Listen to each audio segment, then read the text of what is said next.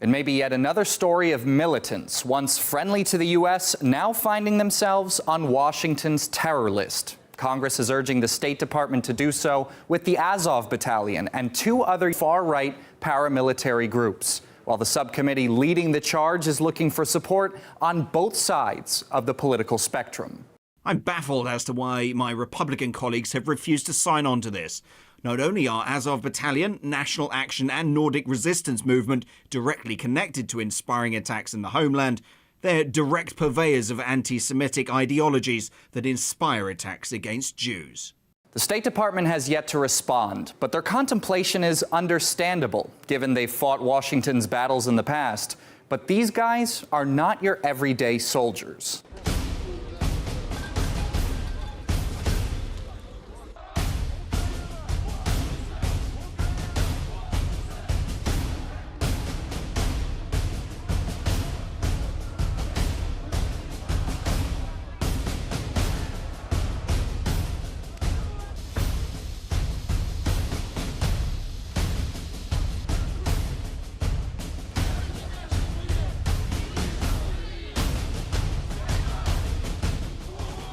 These neo-Nazis were supposed to be confined to the imagination of Russian propagandists. So why the sudden 180?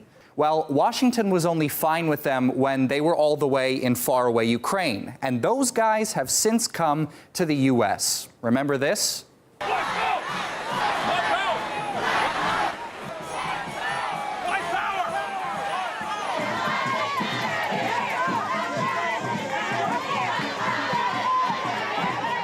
The nation was in shock. Such a large gathering of the extreme right, a protester killed.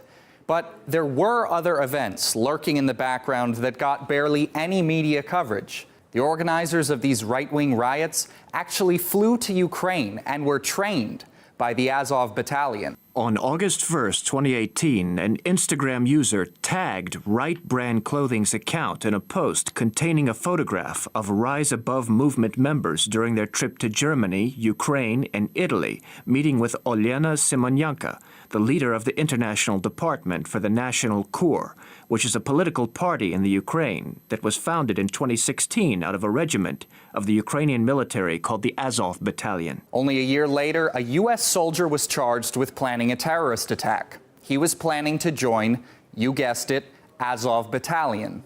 Smith was reported to have disseminated guidance on how to construct improvised explosive devices, and to have spoken about his desire to travel to Ukraine to fight with the Ukraine-based violent far-right paramilitary group, Azov Battalion. Once they come knocking on the U.S.'s door, they become a lot scarier. Some of the more radical groups, including these ones with Nazi ideology, are not really happy with Mr. Zelensky, and they're putting a lot of pressure on him not to go forward with any kind of status for the Donbass, any kind of reconciliation that would lead to an end of the war and the standoff with Russia.